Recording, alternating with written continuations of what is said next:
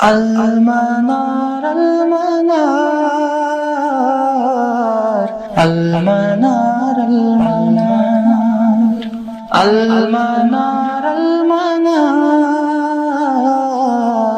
المنار المنار اے امین علم و فن، اے حکمتوں کے انجمن، تجھ پہ نازاں ہے چمن، تجھ پہ نازاں ہے چمن۔ السلام علیکم ورحمۃ اللہ وبرکاتہ۔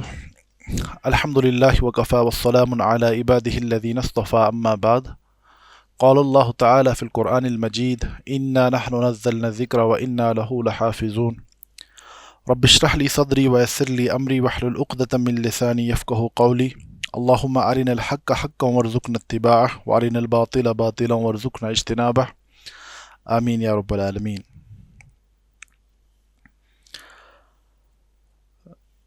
علوم القرآن کے آج کے درس میں ہم نظم کی چھٹی فصل کے مطالعہ کا آغاز شروع کر رہے ہیں۔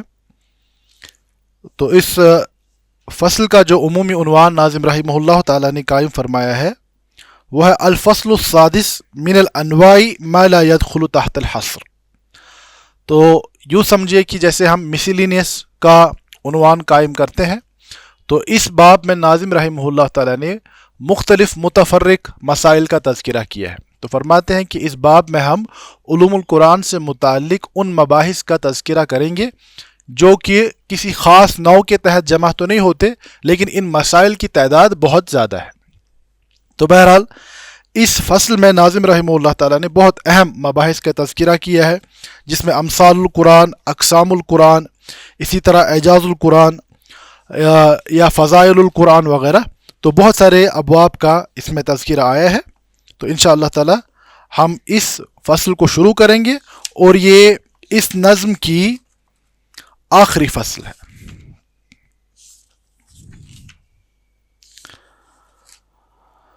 تو اس فصل میں ناظم رحمہ اللہ تعالیٰ نے سب سے پہلے جس باب کا تذکرہ کیا ہے وہ ہے امثال القرآن، یعنی قرآن مقدس کی مثالوں کا تذکرہ۔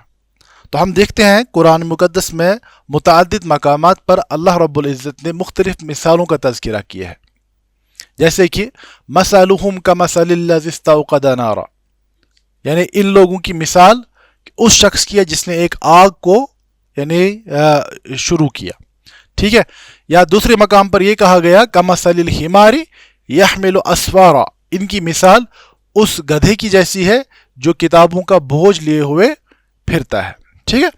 تو قرآن مقدس میں جو یہ مثالوں کا تذکرہ ملتا ہے، ٹھیک ہے۔ یا ایک جگہ پر قرآن میں یہ بھی کہا گیا یا ایھا الناس ضرب لکم مثل فاستمعوا لہ، ٹھیک ہے۔ تو تمہارے لیے مثال کو بیان کیا جا رہا ہے۔ کبھی کبھار یعنی شہد کی مکھی کی مثال بیان کی جا رہی ہے، کبھی کبھار یعنی ہم کہیں گے کہ اسپائڈر کی مثال کا تذکرہ ہوتا ہے، ٹھیک ہے۔ تو مختلف مثالوں کا جو تذکرہ قرآن میں آیا ہے، اس کی کیا حکمتیں ہیں اور اس امثال القرآن سے متعلق علوم القرآن کی کیا کیا مباحث ہیں، تو آج کے درس میں ہم اسی بات کو سمجھنے کی کوشش کریں گے۔ سب سے پہلی بات مثال کو سمجھنا کہ مثال کا کیا مطلب ہے اور مثال کا کیا مقصد ہے۔ اور یہ جو باب ہے یہ اتنا اہم ہے کہ اس پر علماء نے مستقل تصنیفات لکھی ہیں، جیسے کہ اس باب میں ایک مشہور کتاب امام ماوردی رحمہ اللہ کی کتاب الامثال القرآنیہ کے نام سے ہے۔ اسی طرح امام ابن القیم رحمہ اللہ کی کتاب الامثال فی القرآن الکریم مستقل ایک کتاب ہے، جس میں صرف قرآن مقدس کی جو مثالیں ہیں ان کی حکمتوں اور ان سے ماخوذ ہونے والے یعنی اسباق اور اس سے متعلق جو ٹیکنیکل مباحث ہیں ان کا تذکرہ آیا ہے۔ اسی طرح امثال القرآن کے نام سے جنید قواریری کی کتاب بھی معروف ہے، اور اسی طرح محمد ابن حسین السلمی ان کی کتاب بھی امثال القرآن کے نام سے، اور اس کے علاوہ بھی دیگر کتابیں ہیں۔ تو خصوصاً میں عرض کروں گا کہ امام ابن القیم رحمہ اللہ کی کتاب امثال القرآن کو ضرور دیکھیں، کہ اس کتاب میں امام ابن القیم رحمہ اللہ نے قرآن کی مثالوں کے حوالے سے بہت ہی خوبصورت کلام فرمایا ہے۔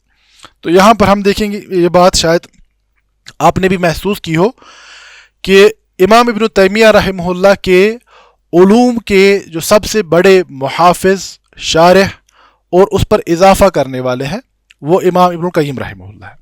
اور ابن القیم کے کلام میں ایک بڑی خوبصورتی ہے، ایک تو دقیق علمی مباحث اور اس کو زبان کی چاشنی کے ساتھ بیان کرنا. ایک طرف آپ کو دیکھیں گے کہ ٹیکنیکل بحث پر بھی جب ابن القیم رحمہ اللہ کلام فرماتے ہیں تو اس میں بھی تعلق باللہ کی آپ کو جھلک نظر آئے گی، حالانکہ وہ کبھی کبھار بہت یعنی خشک وہ علمی مباحث ہوتے ہیں، لیکن ابن القیم رحمہ اللہ کے کلام کو بیان کرنے کا جو اسلوب ہے اس میں زبان کی بھی بڑی مٹھاس پائی جاتی ہے، اور اس کے علاوہ آپ دیکھیں گے کہ تعلق باللہ کا ایک یعنی اثر بالکل نمایاں طور پر محسوس ہوتا ہے. بہرحال یہ ایک میرا ذاتی مشاہدہ ہے، آپ اس سے اختلاف اتفاق کر سکتے ہیں، لیکن ابن القیم رحمہ اللہ کی کتابوں میں یہ چیز مل جاتی ہے. تو امثال القرآن میں بھی یہ میں نے اس لیے تذکرہ کیا کہ امثال القرآن جو ابن القیم رحمہ اللہ کی کتاب ہے اس میں انہوں نے قرآن کی مثالوں کے حوالے سے امثال القرآن پر جو لغوی نحوی مباحث ہیں ان کا بھی تذکرہ کیا ہے، اور اس سے پھر بڑے زبردست یعنی علمی نکات بیان کیے ہیں، اور تزکیہ کا پہلو بھی وہاں پر آپ کو بہت نمایاں نظر آئے گا. تو اس کتاب کو ضرور دیکھیں. تو بہرحال سب سے پہلی بات یعنی مثال کی تعریف کیا ہے، جو ہم کہہ رہے ہیں امثال کیا ہے، امثال مثال کی جمع ہے. ٹھیک ہے، تو ابن القیم رحمہ اللہ مثال کی تعریف بیان کرتے ہوئے اپنی معروف کتاب اعلام الموقعین میں فرماتے ہیں کہ مثال کا مطلب کیا ہے، تشبیہ شیء بشیء فی حکمہ و تقریب المعقول من المحسوس او احد المحسوسین من الآخر و اعتبار احدہما بالآخر. فرماتے ہیں کہ مثال کا کیا مطلب ہوتا ہے اور کیا مقصد ہوتا ہے. سب سے پہلے فرماتے ہیں تشبیہ الشیء بشیء، کہ کسی چیز کو کسی چیز کے مماثل یعنی بیان کرنا، یعنی ایک چیز کو دوسرے چیز کے ذریعے سے سمجھانا. ٹھیک ہے، مثال کے طور پر اگر کسی انسان نے یعنی ہم کہیں گے کہ جہاز کو نہ دیکھا ہو، کوئی بالکل ایک ہم کہیں گے کہ ایسا انسان جو تہذیب تمدن سے بالکل نابلد ہو، کسی جنگل میں رہنے والا کوئی شخص جس نے کبھی جہاز کو نہ دیکھا ہو. اب آپ کو جہاز سمجھانا ہے اس کو کہ جہاز ہوتا کیا ہے، کیسے اڑتا ہے. آپ اس کے ذہن کے قریب کرنے کی کوشش کریں گے کہ جیسے آسمان میں پرندے اڑتے ہیں تو ایک ویسی مشین بنائی گئی ہے جو پرندوں کی طرح آسمان کی اونچائیوں میں اڑتی ہے. تو آپ کیا کر رہے ہیں کہ آپ اس چیز کو، جس چیز کو یہ سمجھتا نہیں ہے، جس چیز کے بارے میں اس کو معلوم نہیں ہے، کسی دوسری ایسی چیز سے جس کو وہ سمجھتا ہے. ٹھیک ہے، یعنی معلوم کے ذریعے سے آپ غیر معلوم کو سمجھانے کی کوشش کرتے ہیں. سمجھ آ رہی بات؟ تو فرماتے ہیں کہ مثال کی سب سے پہلا وصف مثال کا یہی ہوتا ہے کہ آپ کسی شے کو کسی دوسری شے کے ساتھ تشبیہ دیتے ہیں اپنے حکم کے اعتبار سے. ٹھیک ہے، اور فرماتے وہ تقریب المعقول من المحسوس، اور فرماتے ہیں معقولات کو محسوسات کے قریب لے کر آنا. کیا مطلب ہے؟ یعنی ایبسٹریکٹ اور جو ہمارے پاس کانکریٹ چیزیں ہوتی ہیں، ایبسٹریکٹ آئیڈیاز جو ہوتے ہیں نا، یعنی خیالات، ان کو آپ سمجھاتے ہیں کسی معقول شے کے ذریعے سے. ٹھیک ہے، اسی طرح فرماتے آؤ یا کسی ایک محسوس شے کو کسی دوسری محسوس شے کے ذریعے سے آپ یعنی سمجھاتے ہیں. یا فرماتے ہیں وَاعْتِبَارُ أَحَدِهِمَا بِالْآخَرِ. تو بہرحال بنیادی طور پر مثال دینے کا کیا مطلب ہوتا ہے، کیوں ہم مثالیں بیان کی جاتی ہیں؟ مثال کا مقصد ہوتا ہے یعنی کسی اجنبی تصور کو، کسی اجنبی شے کو ذہن سے تصور کے قریب لانا. ٹھیک ہے، تو دیکھیے جب قرآن مقدس میں بھی آپ مثالوں کا تذکرہ کرتے ہیں، مثال کے طور پر یہی کہا گیا مثل الذین مثلهم كمثل الذي استوقد نارا فلما اضاءت ما حوله ذهب الله بنورهم وتركهم في ظلمات لا يبصرون. ٹھیک ہے، یہ مثال بیان کی جا رہی ہے، اصل میں ایمان اور نفاق کی حقیقت سمجھانی ہے. ٹھیک ہے، اب ایمان اور نفاق کوئی ایسی چیز تو نہیں ہے کہ اس کو آپ نکال کر کسی چیز کے سامنے رکھ دیں. ٹھیک ہے. اب یہ اندر کے احوال، انسان کا شاکلہ، انسان کا ذہن، انسان کی ایمانی کیفیت، اس کو کیسے دوسرے کے لیے یعنی باہر لایا جائے، نفاق کو کیسے واضح کیا جائے. اب اس کے لیے کسی ایسی مثال کو بیان کیا جاتا ہے جو معقول یعنی جس کو آپ سمجھ سکتے ہو، جو آپ کے حس میں، آپ کے مشاہدے میں آ سکتی ہو، آپ اس کے ایفیکٹ کو سمجھ سکتے ہو. سمجھ آ رہی بات؟ تو یہاں پر منافق کی لالچی مزاج کو، منافق کی دنیا داری کو یعنی اس مثال کے ذریعے سے واضح کیا گیا. وہ میں آگے چل کر مثال کو واضح کروں گا انشاءاللہ. ٹھیک ہے، فی الحال مثال کا دینا اس لیے ہوتا ہے تاکہ یعنی معقولات کو محسوسات کے قریب، محسوسات کو معقولات کے قریب لایا جائے. اسی طرح ایک شے کو دوسری شے کے ساتھ تشبیہ دی جائے تاکہ تصور ذہن میں واضح ہو جائے. بات سمجھ آ رہی ہے؟ تو اس کے بعد ہم دیکھتے ہیں، جیسے میں نے عرض کیا کہ کچھ اہم کتابیں اس باب کی. اب قرآن مقدس نے ان مثالوں کے حوالے سے بیان کیا جہاں پر براہ راست اللہ رب العزت نے امثال القرآن کو قرآن کی ایک نمایاں وصف کے طور پر خود بیان کیا ہے. جیسے سورۃ الحشر کی آیت نمبر 21 میں فرمایا گیا وَتِلْكَ الْأَمْثَالُ نَضْرِبُهَا لِلنَّاسِ لَعَلَّهُمْ يَتَفَكَّرُونَ. اور یہ مثالیں ہم لوگوں کے لیے بیان کرتے ہیں تاکہ وہ کیا کریں؟ غور و فکر کرے، تفکر کرے. یعنی جو یہ امثال القرآن ہے یہ تدبر قرآن کا ایک دروازہ ہے، اہم باب ہے. ٹھیک ہے، اللہ فرماتے ہیں یہ مثالیں دینا ہی اس لیے ہے، اس کے بیان کرنے میں مقصد ہی یہ ہے کہ لوگ غور و فکر کریں. ٹھیک ہے. اسی طرح فرمایا سورہ عنکبوت میں بھی وَتِلْكَ الْأَمْثَالُ نَضْرِبُهَا لِلنَّاسِ وَمَا يَعْقِلُهَا إِلَّا الْعَالِمُونَ. ہم لوگوں کے لیے مثالیں بیان کرتے ہیں لیکن ان کا صحیح علم، صحیح منشا عالم علماء سمجھتے ہیں. ٹھیک ہے. اسی طرح سورۃ الزمر کی آیت نمبر 27 میں فرمایا گیا وَلَقَدْ ضَرَبْنَا لِلنَّاسِ فِي هَذَا الْقُرْآنِ مِنْ كُلِّ مَثَلٍ لَعَلَّهُمْ يَتَذَكَّرُونَ. تاکہ ان کو سبق یاد آ جائے. ٹھیک ہے، یعنی تفکر، اسی طرح تذکر، یاد دہانی، ان سب مقاصد کے پیش نظر قرآن مقدس میں مثالیں بیان کی جاتی ہیں. تو اب دیکھیے امثال القرآن کا تذکرہ ہمیں ایک اثر میں بھی ملتا ہے کہ سیدنا علی ابن ابی طالب رضی اللہ تعالیٰ عنہ فرماتے ہیں کہ اللہ کے نبی علیہ الصلوۃ والسلام نے فرمایا، سنن ترمذی کی روایت ہے کہ ان اللہ انزل القرآن آمرا وزاجرا وسنة خالیہ ومثلا مضروبا. فرماتے ہیں کہ یہ دراصل میں قرآن مقدس کے جو مضامین ہیں اس کا تذکرہ ہے کہ اللہ رب العزت نے قرآن مقدس میں کیا فرمایا؟ آمرا وزاجرا، یعنی امر احکامات کا بیان کیا گیا، زجر یعنی ہم کہیں گے کہ وارن کیا گیا، سزاؤں کا، وعد وعید اور امر و نہی کا تذکرہ ہے. اسی طرح گزشتہ اقوام کا تذکرہ ملتا ہے، جن طریقوں پر لوگ پیچھے کامیاب ہوئے یا جن طریقوں پر لوگ ناکام ہوئے ان چیزوں کا تذکرہ آتا ہے. وہ فرمایا وہ مثلا مضروبہ، اور مثالوں کا تذکرہ قرآن مقدس میں کیا گیا. امام ماوردی رحمہ اللہ تعالی اس مضمون یا اس فن کی اہمیت کا تذکرہ بیان کرتے ہوئے فرماتے ہیں کہ وقد ادہ الشافعی مما یجب علی المجتہد معرفتہ من علوم القرآن. تو امام شافعی رحمہ اللہ تعالی نے جو ایک مجتہد کے شرائط بیان کیے ہیں، جو مجتہد کے، دیکھیے یہ بات ہم بار بار سمجھاتے ہیں کہ ہمارے یہاں آج جو ایک فکر چل پڑی ہے، یعنی غلط فہمی ہے لوگوں کو کہ ہر اجتہاد کا دروازہ تو بند نہیں ہے. ٹھیک ہے، لیکن اجتہاد کرنے کی صلاحیت کس کے پاس ہے؟ کون اجتہاد کرے گا؟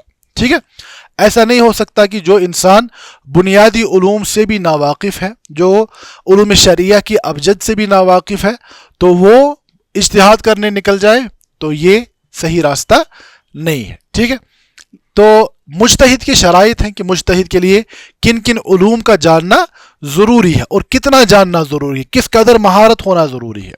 تو فرماتے امام ماوردی رحمہ اللہ، امام شافعی نے جو ایک مجتہد کی شرائط بیان کیا ہے کہ اسے کن کن علوم پر دسترس ہونی چاہیے، ان میں سے امام شافعی نے امثال القرآن کے علم کو بھی گنا ہے. ٹھیک ہے، تو فرماتے فقال ثم معرفت ما ضرب فيه من الامثال الدوال على طاعته المبینہ لاجتناب معصیته. یعنی امام شافعی رحمہ اللہ کے یہاں امثال القرآن کا جاننا، قرآن مقدس کے احکامات کو کے استنباط کے لیے ضروری ہے. ٹھیک ہے. تو فرماتے ہیں اس اعتبار سے امثال القرآن کا علم اتنا اہمیت کا حامل ہے کہ ایک مجتہد کے لیے اس علم کا جاننا شرائط میں سے گنا گیا ہے. اب مسئلہ یہ ہے کہ مثالیں کیوں بیان کی جاتی ہیں. جیسے ہم نے گزشتہ سلائیڈ میں قرآن کی آیات کے حوالے سے یہ بات بیان کیا کہ سب سے پہلا امثال کو بیان کرنے میں تفکر، غور و فکر کا دروازہ، اسی طرح تذکیر یعنی یاد دہانی. ٹھیک ہے. اسی طرح فرماتے الواعظ والحث والزجر کہ ان مثالوں کے ذریعے سے نصیحت کی جاتی ہے اور یعنی خبردار کیا جاتا ہے. وتقریب المراد للعقل وتصویرہ بصورت المحسوس. اور فرماتے ہیں امثال کی ایک بڑا مقصد کیا ہے کہ جو شارع کا، اللہ رب العزت کا جو مقصود ہے اس کو انسان کے ذہن سے قریب کیا جائے. ٹھیک ہے. ایک محسوسات کے دائرے میں کے ساتھ تعلق رکھنے والی شے کو معقولات کے ذریعے سے انسان کے تصور ذہن کے قریب لایا جائے. تو یہ امثال یا مثال بیان کرنے کا سب سے بڑا مقصد ہے. اب قرآن مقدس میں یا عربی زبان میں جو مثال بیان کرنے کا جو طریقہ ہے، یا ہم کہیں گے کہ امثال جو ہے 3 کیٹیگریز میں تقسیم ہوتی ہے، 3 طریقوں پر بیان کی جاتی ہیں. تو فرماتے ہیں الامثال فی القرآن ثلاثۃ انواع. قرآن اور قرآن سے متعلق جو مثالیں ہیں وہ 3 قسموں میں تقسیم ہوتی ہیں. ایک فرماتے ہیں الامثال المصرحہ والامثال الکامنہ والامثال المرسلہ.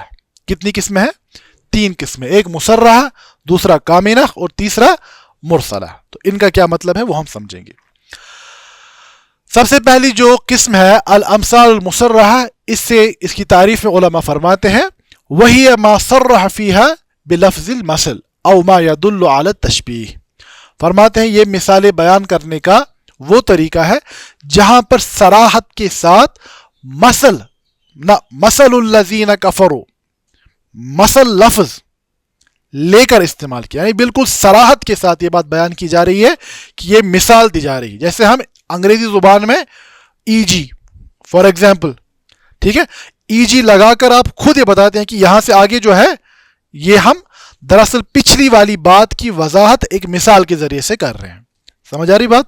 اسی طرح قرآن مقدس میں مثل کا لفظ استعمال کر کے براہ راست یہ بات بیان کی جا رہی ہے کہ یہ ایک مثال بیان کی جا رہی ہے سمجھانے کے لیے.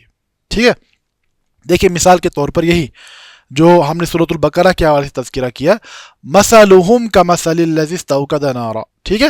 اگر مثلہم صراحت نہیں ہوتی لفظ تو ہم شاید یہ بھی سمجھ سکتے تھے کہ شاید یہ حقیقت میں کوئی انسان ہے جس نے آگ جلائی ہے پھر اس کا نور چھین گیا ہے. ٹھیک ہے. لیکن مثلہم کے ذریعے سے یہ بات سیدھے واضح بیان کی گئی کہ یہ یہاں پر کیا ہے، یہ ایک مثال دی جا رہی ہے.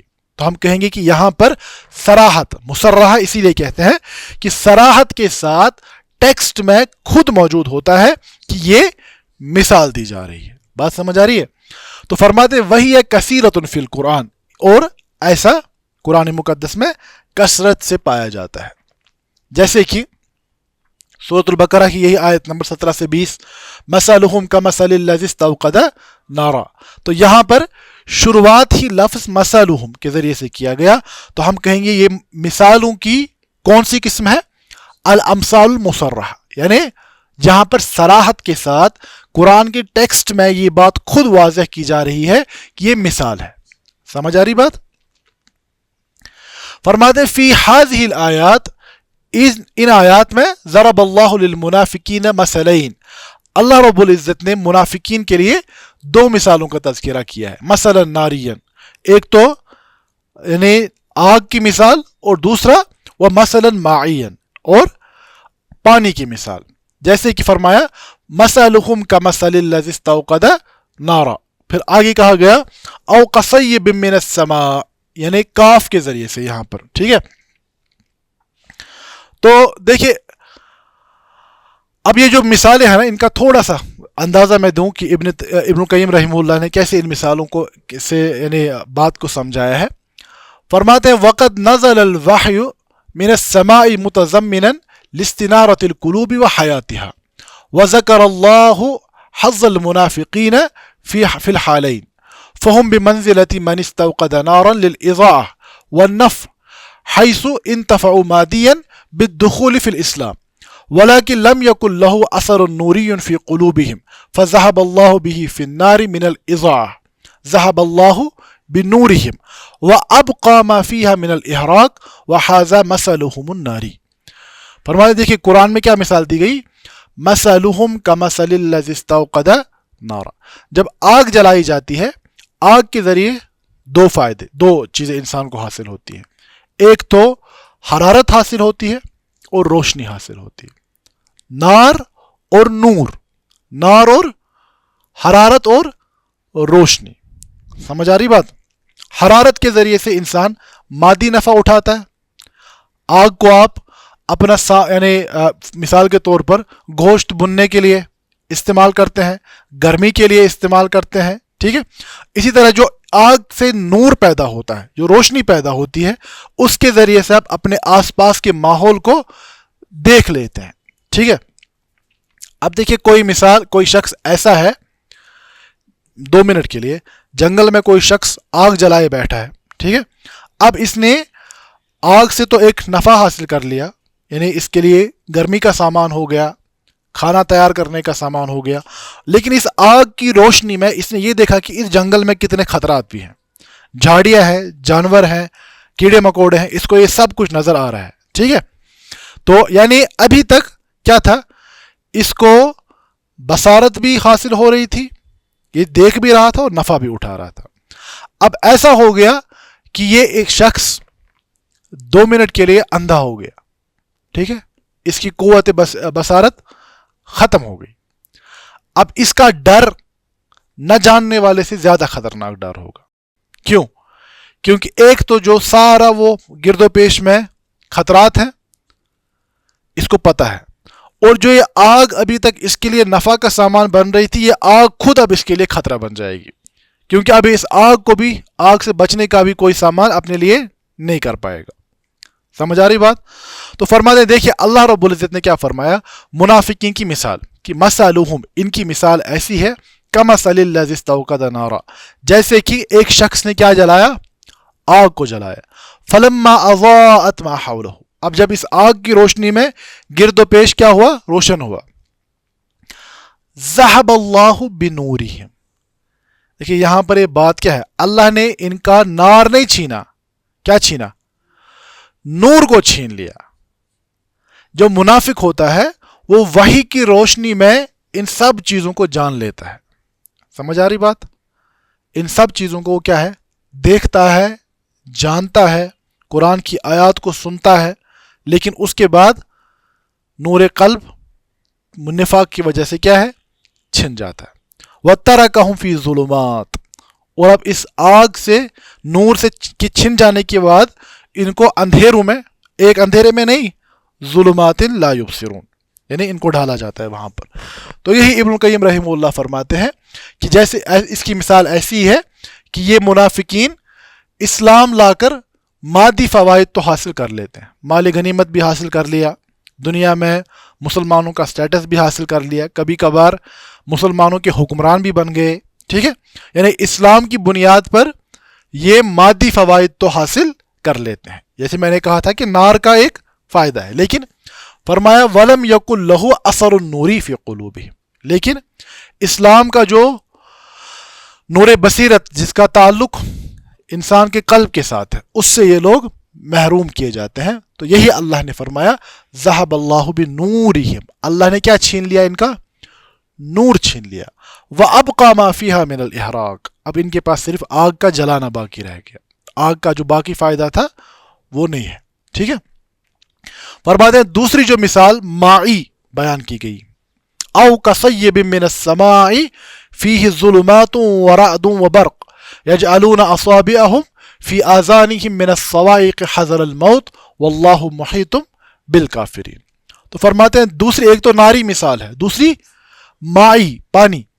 فرماتے ہیں وذکر مثلهم المائی فشبہهم بحال من اصابہ مطر فی ظلمت ورعد وبرق فخارت قواہ ووضع اصبعیہ فی اذنیہ واغمض عینیہ خوفا من صاعقۃ تصيبه لأن القرآن بزواجره وأوامره ونواهيه وخطابه نزل عليهم نزول الصواعق. فرماتے ہیں پانی کی مثال منافقین کے لیے اس لیے استعمال کی گئی.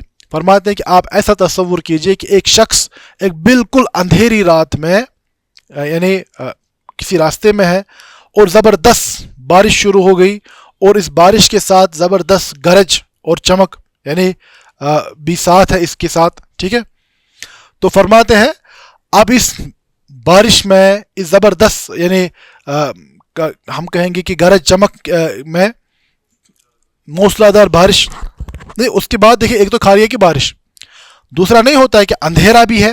شام کے ٹائم پر آپ اگر آپ کبھی اتفاق سے کسی جنگل والے راستے میں یا کسی ہائی وے میں آپ چل رہے ہوں, پہاڑوں میں آپ کو جانے کا اتفاق ہوا ہو, تو وہ بارش بڑی خوفناک ہوتی ہے. میرا گزشتہ ہفتے ہی اتفاق 2 ہفتے پہلے اتفاق ہوا تھا کہ ہم یہاں گریز سائڈ میں چلے گئے تھے, تو واپسی پر جو اس میں راستے میں آتا ہے رازدان ٹاپ پہ بڑی زبردست بارش شروع ہوئی, ویزیبلٹی بالکل یعنی نہ ہونے کے برابر تھی. تو ایسے حالت میں انسان کبھی کبھار گھبرا بھی جاتا ہے. ٹھیک ہے, تو ایسا سمجھ لیجئے کہ ایسی زبردست بارش, موسلا دار بارش جس میں گرج چمک بھی بہت زیادہ ہے, گھپ اندھیرا ہے, تو فرماتے ہیں یہ ایسا انسان خوف کی وجہ سے یعنی گرج چمک کی شدت کی وجہ سے اپنے کانوں میں ہاتھ ڈالے, بالکل پریشان حالت میں ہے, آنکھیں بند کرتا ہے خوف کی وجہ سے. تو فرماتے ہیں کیونکہ اسے یہ لگتا ہے کہ کہیں یہ گرج چمک اسے اچک نہ لے جائے, ختم نہ کر ڈالے, جس میں کشمیری میں کہتے ہیں ترٹ کنس پہ. ٹھیک ہے, تو فرماتے ہیں کہ ان کی یہ مثال اس لیے بیان کی گئی کیونکہ قرآن جو ہے, قرآن بھی جب نازل ہوتا ہے تو یہ منافقین کے اندر باہر کی حالت کو کھول کھول کر بیان کر دیتا ہے. یعنی وہ راز جو ان کے دلوں میں پوشیدہ ہوتے ہیں قرآن ان کو نکال کر باہر کر دیتا ہے, اس وعید کو سامنے لے کر آتا ہے. تو اس اعتبار سے یہ سمجھتے ہیں کہ جیسے کہ یہ یعنی ہم کہیں گے کہ یہ گرج چمک اور جو یہ آفتیں گرنے والی ہیں, طوفان آنے والے ہیں, اس طوفان میں پھنسے ہوئے لوگ جیسے. سمجھ آ رہی بات؟ تو بالکل اللہ رب العزت نے مثال بیان کی. اسی طرح یعنی مائی اور ناری جو یہ مثال ہے قرآن میں اور مقامات پر بھی استعمال ہوا ہے. جیسے سورہ رعد میں اللہ رب العزت نے حق اور باطل کے درمیان جو معرکہ ہوتا ہے اس کا تذکرہ کرتے ہوئے فرمایا انزل من السماء ماء فصالت اودیۃ بقدرها فاحتمل السیل زبدا رابیا ومما يوقدون عليه في النار ابتغاء حلیة او متاع زبد مثله كذلك يضرب الله الحق والباطل فاما الزبد فيذهب جفاء واما ما ينفع الناس فيمكث في الارض كذلك يضرب الله الامثال. ٹھیک ہے, اب اس مثال میں دیکھیے یہاں پر بھی وحی کو کس کے ساتھ تشبیہ دی گئی؟ انزل من السماء ماء. یہاں پہ دیکھیے لاسٹ میں تو یہاں یہ ہے نا الامثال المصرحہ کے باب میں سے, کیونکہ خود کہا گیا کذالک یضرب اللہ الامثال کہ اللہ کے قرآن کے نزول کی مثال بیان کی جا رہی ہے جیسے کہ آسمان سے کیا برسایا گیا؟ پانی. فصالت اودیہ جس کے ذریعے سے وادیاں بڑھ گئی, بقدرہا فاحتمل السیل زبد الرابیہ, اور اس کے بعد کوڑا بھی, جب پانی بھر جاتا ہے بہت زیادہ بارش ہو جاتی ہے تو یہ ادھر آس پاس سے کوڑا بھی جمع کر لیتا ہے. تو فرماتے ہیں وحی کو آسمان سے بارش کی مثال اس لیے دی گئی کیونکہ جیسے آسمان سے برسنے والی بارش زمین کی زندگی کا باعث بنتا ہے, اسی طرح وحی کیا ہے؟ دلوں کی زندگی کا باعث بنتا ہے. تو فرماتے ہیں انزلہ لحیات الارض بالنبات وشبہ القلوب بالاودیہ. فرماتے ہیں دلوں کو کس کے ذریعے سے کس کے ساتھ تشبیہ دی گئی؟ وادیوں کے ساتھ. کس کے ساتھ؟ فرماتے والسیل اذا جرى فی الاودیہ احتمل زبدا وغثاء. فرماتے ہیں جب یہ پانی وادیوں میں بھر جاتا ہے یہ اپنے آس پاس کا کوڑا کرکٹ بھی یعنی سیلاب کی طرح بہا کر لے جاتا ہے. فرماتے فَكَذَلِكَ الْحُدَى وَالْعِلْمِ إِذَا صَرَى فِي الْقُلُوبِ أَصَارَ مَا فِيهَا مِنَ الشَّهَوَاتِ यज़हब बिहा वहाज़ा हुवल मसलुल माई फ़ी क़ौलिही अनज़ल मिनस समाई मा। फरमाया ऐसे ही जब दिलों का असर कुरान का असर दिलों में जमा हो जाता है, दिलों के अंदर जो शुबहात और शहवात का एक कूड़ा करकट हो जाता है, जमा हो गया होता है, तो कुरान इसको बहा कर ले जाता है। ठीक है, इसीलिए वही को दिलों की जिंदगी करार दिया गया। अब इसकी एक ज़बरदस्त मिसाल हदीस में भी आई है कि अल्लाह के नबी अलैहिस्सलाम ने वो फरमाया कि लोगों की मिसाल अलग अलग ज़मीनों के जैसी होती है। कुछ लोग ऐसे होते हैं जो अपने अंदर पानी को जज्ब कर लेते हैं और उसके ज़रिए से यानी जो पेड़ पौधे उगते हैं उससे वो खुद भी नफ़ा उठाते हैं और लोग भी नफ़ा उठाते हैं। और कुछ लोग ऐसे होते हैं जो चटेल ज़मीन की मानद होते हैं, जहाँ पर पानी जमा होता है, वो खुद तो नफ़ा नहीं उठाते, लोग उनसे नफ़ा उठाते हैं। और तीसरा ऐसा होता है कि जहाँ पर बहाव होता है, वो ना खुद फ़ायदा उठाता है ना उससे कोई फ़ायदा उठा पाता है। ठीक है, तो ऐसे ही यहाँ पर कहा गया दूसरी मिसाल, ये तो मिसाल माई की बयान की गई। दूसरा अब आग मिसालुन नारी का तज़किरा हुआ, तो फरमाते व ज़करल मसलुन नारी फ़ी क़ौलिही व मिम्मा यूक़िदून अलैहि फ़िन्नार। आपने ये सुना है ना कि जो हमारी मादनियात होती हैं, ओर्स है ना, उनको प्योरिफिकेशन ऑफ ओर्स के लिए जो प्रोसेस होते हैं उसमें आग का बड़ा अमल दखल है। यानी आग के ज़रिए से जो असल मटेरियल होता है उससे एक्स्ट्रा मटेरियल या जो इम्प्योरिटीज़ होती हैं उसको क्या किया जाता है, उसको अलग किया जाता है ना, आग के अंदर ताप कर इम्प्योरिटीज़ को अलग किया जाता है। अल्लाह फरमाते हैं फलमादिन मिन ज़हाबिन औ फ़िज़्ज़ा, ये आयत की शरह में इब्न क़य्यिम रहमतुल्लाह ने फरमाया है फलमादिन मिन ज़हाबिन औ फ़िज़्ज़ा औ नुहासिन औ हदीद इंद सुब्क़िहा तख़रुजुन नार मा फ़ीहा मिनल ख़ुब्स। फरमाते हैं जब आप किसी यानी इसी और को, ठीक है, तो इनको चाहे फिर वो सोने की कान हो या हम देखते हैं चांदी की हो, इसी तरह कॉपर की हो, जो भी, आप जब उसको आग में यानी तापते हैं तो उससे उसकी गंदगी क्या हो जाती है, अलग हो जाती है और खालिस सोना खालिस चांदी सामने आ जाता है। ठीक है, तो फरमाते हैं फ़यज़हबु जुफ़ा फ़कज़ालिका शहवात यतरहुहा क़ल्बुल मुमिन व यजिफ़ुहा कमा यतरहु सैल व नार व ज़ालिका ज़बदु व हाज़ल ख़बस। फरमाते हैं इसी तरह जो ईमान वाले जब यानी कभी कभार यानी आजमाए जाते हैं, मुश्किलात में डाला जाता है इंसान को, उसके ज़रिए से क्या है वो बिल्कुल वो पाक साफ होकर सामने आता है। ठीक है, तो अल्लाह फरमाते हैं कज़ालिका यज़रिबुल्लाहुल हक़्क़ वल बातिल। अल्लाह रब्बुल इज़्ज़त जैसे इस कान को आग में तापा जाता है, इसी तरह अल्लाह रब्बुल इज़्ज़त हक़ और बातिल को आपस में ऐसे टकराते हैं। फरमाते हैं फ़अम्मा ज़बदु फ़यज़हबु जुफ़ा, बस जो ये कूड़ा करकट ये इम्प्योरिटीज़ होती हैं वो बह जाती हैं, वो अलहदा हो जाती हैं। ठीक है, व अम्मा मा यनफ़उन्नास फ़यमकुसु फ़िल अर्ज़, और जो लोगों के लिए नफ़ा बख्श होता है, जो फ़ायदेमंद सामान होता है, तो वो ठहर जाता है। ठीक है, अबू जहल का गलबा बदर के दिन तोड़ दिया गया। ठीक है, टकराया गया हक और बातिल को, जंग की आग में तापा गया ईमान और कुफ्र को, और बहरहाल ईमान ही कामयाब होकर सामने आया। ठीक है, जैसे अल्लाह रब्बुल इज़्ज़त कुरान में फरमाते भी हैं वल आक़िबतु लिल मुत्तक़ीन। ठीक है, बिल्कुल नारद्रामुस्सन जिसे हम कहते हैं। ठीक है, तो फरमाते ये मिसाल क्या है, अभी मिसाल अमसाल की पहली किस्म आई अल अमसालुल मुसर्रहा। ठीक है, जहां पर सराहत के साथ कहा गया। ठीक है, तो दूसरी जो किस्म है वो है अल अमसालुल कामिना। अल अमसालुल कामिना फरमाते हैं वही अल्लती लम युसर्रह फीहा बिलफ्ज़ तमसील वलाकिन्नहा तदुल्लु अला माआनी राइहा फी इजाज। फरमाते ये ऐसी सूरत है जहां पर सराहत के साथ तो ये नहीं कहा जाता कि मिसाल दी जा रही है, लेकिन अल्फाज का ऐसा जामे इस्तेमाल होता है कि ये बहुत सारे मानी को जमा भी करता है, और यही जो मिसाल की खूबी है, माकूलात को महसूसात के या महसूसात को माकूलात के करीब लाता है, मगर मसल लफ्ज़ बराह रास्त इस्तेमाल नहीं होता।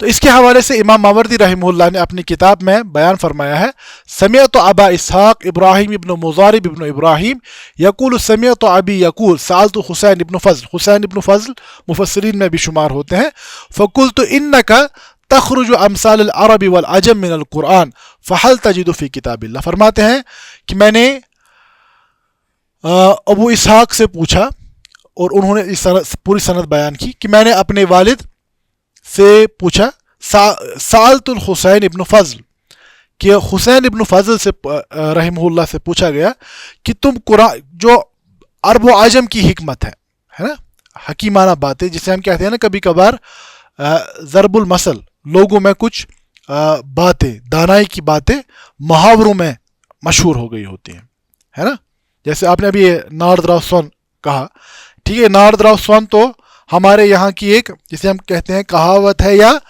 ایک ہم کہیں گے محاورے کے طور پر استعمال ہوتا ہے، ٹھیک ہے، یہ حکمت کی ہی تو بات ایک ہے نا، ٹھیک ہے، تو فرماتے ہیں کہ ان سے پوچھا گیا کہ تم قرآن سے عرب و عجم کی تمام پر حکمت باتوں کو یعنی میں تلاش کر لیتے ہو، تو کیا تمہارے علم میں ہے کہ اللہ کی کتاب میں یہ بات بیان کی گئی ہو؟ عربوں کے یہاں ایسی کہاوت، جیسے ہم نے نارد راو سون کہا گیا، تو عربوں کے یہاں ایک کہاوت کیا ہے یا محاورہ ہے، خیر الامور اوساطها، کہ بہترین امور وہ ہیں، معاملات وہ ہیں جن میں میانہ روی اختیار کی جائے، ٹھیک ہے، اعتدال اختیار کیا جائے۔ تو ان سے پوچھا گیا کیا تم قرآن میں اس بات کو پاتے ہو؟ تو انہوں نے کہا ہاں قرآن میں تو ہے، جیسے سورۃ البقرہ میں کہا گیا لا فارض ولا بقر اوان بین ذالک، کہ وہ نہ جس گائے کو ذبح کرنا ہے نہ وہ بالکل چھوٹی ہو اور نہ وہ زیادہ عمر رسیدہ ہو، ٹھیک ہے، درمیانی، ٹھیک ہے۔ اسی طرح کہا گیا سورہ فرقان میں والذین اذا انفقوا لم یسرفوا ولم یقتروا وکان بین ذالک قواما، کہ جب وہ مال خرچ کرتے ہیں نہ تو وہ بخل سے کام لیتے ہیں نہ اسراف سے کام لیتے ہیں، کیا وہ پھر کیا کرتے ہیں؟ نہ ہی افراط نہ ہی تفریط، نہ ایک یعنی وہ ایکسٹریمزم نہیں بلکہ میانہ روی، خرچ کرنے میں میانہ روی، ٹھیک ہے۔ تو انہوں نے فرمایا قرآن میں تو ہے، عربوں کی یہاں جو حکمت کی بات ہے یہ تو کہا گیا ہے قرآن میں۔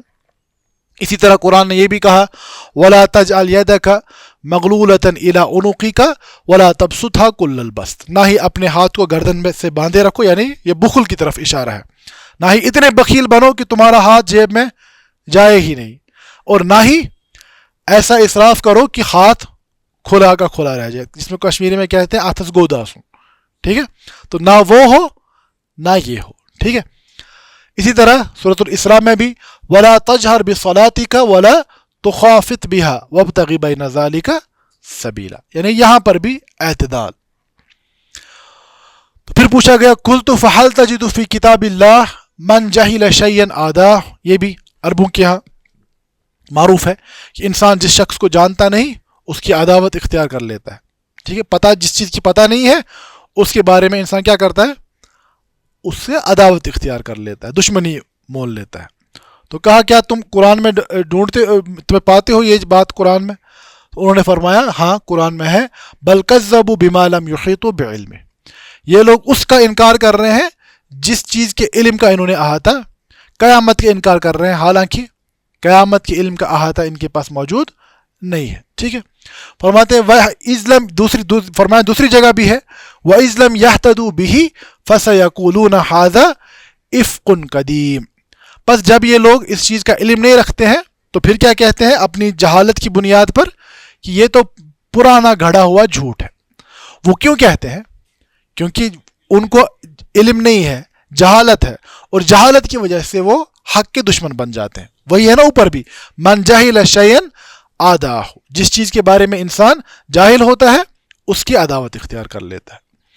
فرماتے کل تو پھر میں نے پوچھا فہل تجد فی کتاب اللہ احذر شر من احسنت الیہ، کیا تم قرآن میں یہ پاتے ہو کہ اس شخص کے شر سے بچو جس کے ساتھ تم نے احسان کیا ہو، ٹھیک ہے۔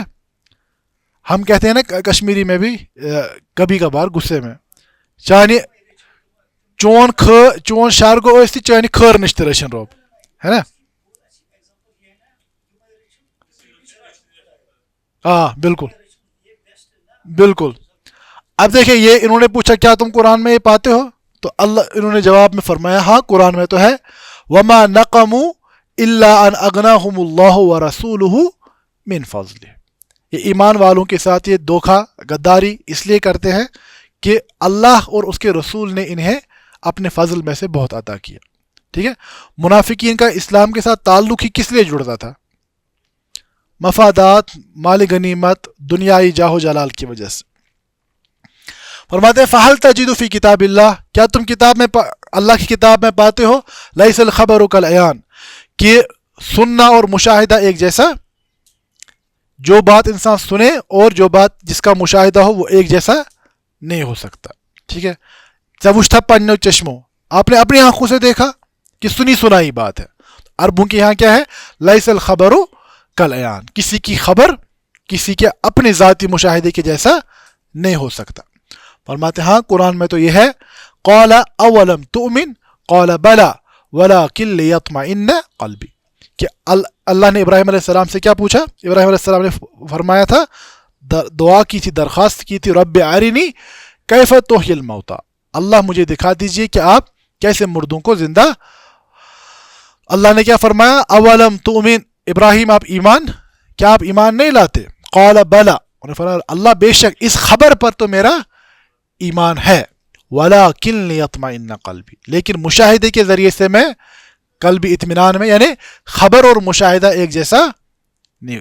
ایمان تو ہے لیکن آپ مشاہدہ ایمان میں مزید اضافہ کرے گا. ٹھیک ہے بالکل. اسی طرح فرماتے ہیں قُلْتُ فَهَلْ تَجِدُ فِي الْحَرَكَاتِ الْبَرَكَاتِ، کیا آپ یہ پاتے ہیں کہ حرکت میں برکت ہے؟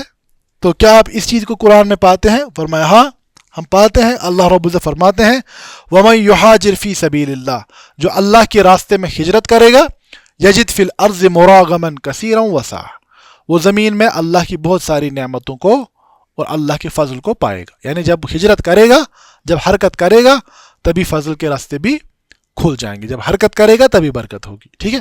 تو یہ بہت لمبا چوڑا مکالمہ ہے، اس میں سے ہم نے کچھ ہی مثالوں کا تذکرہ کیا. امام سیوطی نے اس اثر کو الاتقان میں پورا بیان کیا ہے، اس کو وہاں دیکھ سکتے ہیں. ٹھیک ہے.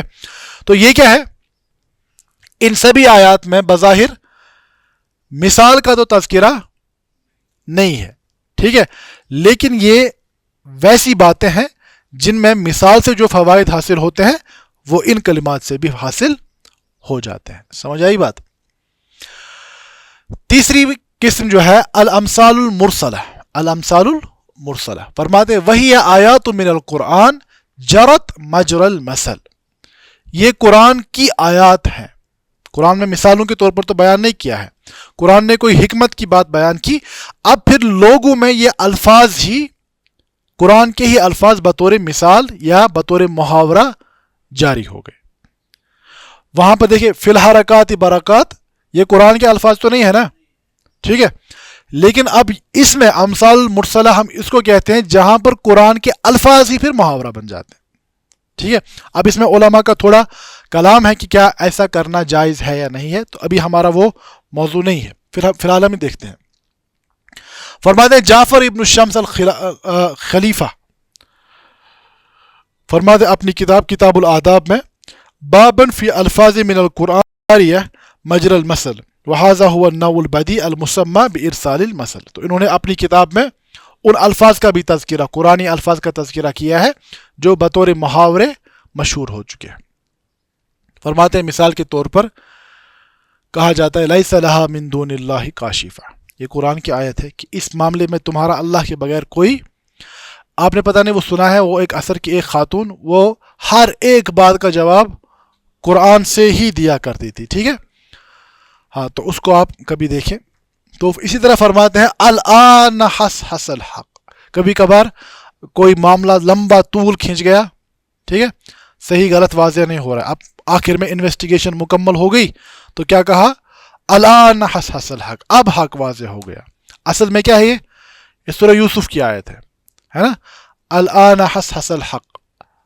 تو اسی طرح فرماتے ہیں ذالک بما قدمت یداک، جیسے ہم کہتے ہیں کشمیری میں یہ وق تیلونک، ٹھیک ہے، تو یہاں پر ذالک بما قدمت یداک، یہ جو آپ نے سامنے پا رہے ہو یہ وہی ہے جو تم نے آگے بھیجا تھا. ٹھیک ہے، یہ اصل میں کیا ہے، قرآن کے الفاظ ہیں لیکن یہ بطور محاورے بھی معروف ہو گئے. ٹھیک ہے، ایسے ہی الیس الصبح بقریب، یہ حود علیہ السلام کے یعنی کی بات کو قرآن مقدس میں بیان کیا گیا، فرشتوں کی بات کو کہ ان موعدہم الصبح. لوط علیہ السلام کو جب کہا گیا کہ اپنے یعنی ایمان والے ساتھیوں کو لے کر آپ نکل جائیں کیونکہ اس قوم کی تباہی کے لیے صبح کا وقت مقرر کیا گیا ہے. الیس الصبح بقریب، اور صبح بہت.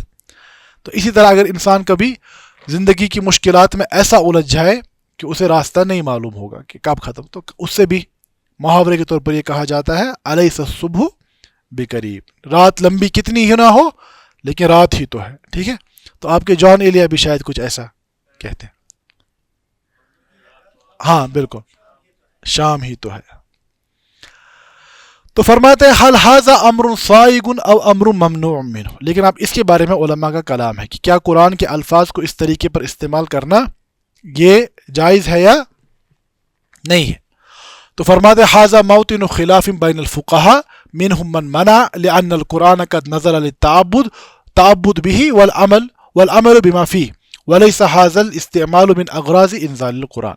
فرماتے ہیں بعض فقہا نے اس سے منع فرمایا کیونکہ قرآن مقدس جو ہے یہ عبادت تعبد کے لیے استعمال ہوا، یہ کوئی لٹریری ٹیکسٹ نہیں ہے. ہمارے یہاں آج یعنی ماڈرنسٹ کے طبقے میں سے ایک بڑا طبقہ ایسا بھی ہے جو یہ تحریک چلاتے ہیں کہ قرآن کو برابر ایک لٹریری ٹیکسٹ کی طرح ٹریٹ کیا جائے، جو کام جو فوائد ہم لٹریچر سے لیتے ہیں تو ویسا ہی قرآن سے بھی کے ساتھ بھی معاملہ کیا جائے. تو بہرحال یہ ایک بڑا خطرناک مسئلہ ہے.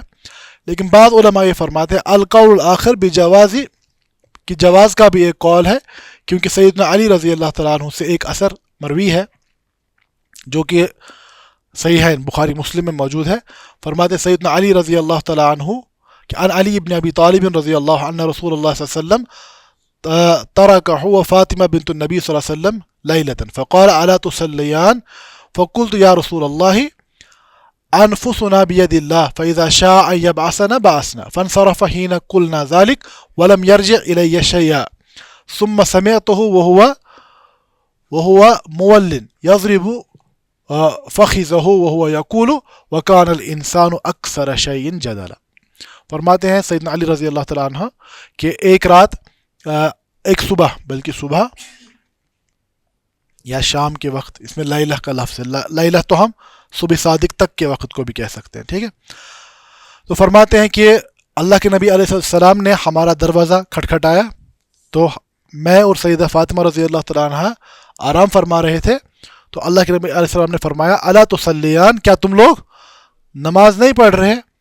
تو ہم نے فرماتے میں نے یہ بات عرض کی یا رسول اللہ، اے اللہ کے نبی صلی اللہ علیہ وسلم، ہمارے جو یعنی نفوس ہیں، ہماری جو ارواح ہے وہ تو اللہ کے ہاتھ میں ہے، وہ جب چاہے ہمیں اٹھائیں جب چاہے ہمیں لے جائیں. یعنی انہوں نے کیا فرمایا کہ ہم جاگ نہیں پائے. ٹھیک ہے، تو فرماتے ہیں اللہ کے نبی علیہ السلام واپس تشریف لے گئے اور کوئی بات واپس نہیں فرمائی. فرماتے پھر میں نے سنا وہ اپنی مبارک زانوں پر اپنا دست مبارک ڈالتے فرما رہے تھے وَكَانَ الْإِنسَانُ أَكْثَرَ شَيْءٍ، انسان اکثر و بیشتر چیزوں میں کیا کرتا ہے؟